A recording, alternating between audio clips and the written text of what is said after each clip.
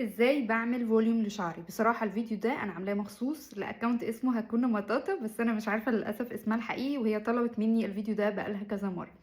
اول حاجة ان انا بستخدم الليف ان والجل بتوعي ما يكونوش ولا تقال قوي على شعري ولا خفاف قوي، يعني يكونوا مناسبين ومش بكمية اوفر. بنقسم شعرنا بالشكل اللي انتوا شايفينه، وبنستخدم ايا كان نوع الفرشة. مبدئيا الستايل ما بيبقاش لتحت كده، لا بالعكس، احنا كل ما نعمل الشعر لفوق بالشكل ده، سوري، يلا بينا هكذا، ونبتدي نعمل كده.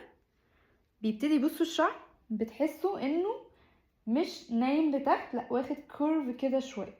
طبعا ده بينطبق على كل الشعر، كله لازم تاخدوه لفوق كده على قد ما تقدروا، وتنزلوا لتحت وكده وبس. بصوا الشعر ما بيبقاش نايم، كل ما اعمل كده كل ما ادي لشعري فوليوم. بعد كده ابتدي بقى اخدها كده بالشكل ده على قدام كده واجيبها لورا، فبالتالي ما بتكونش نايمه برضو، بالعكس بصوا واخدين برضو كيرفات كده.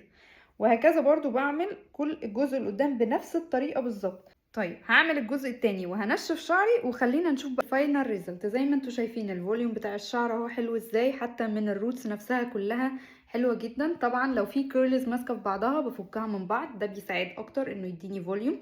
كمان بحب بالمشطه بتاعه الفوليوم او بايدي ان انا ابتدي اشد الجذور لفوق، ده كمان بيساعد على الفوليوم. وبس كده، باي.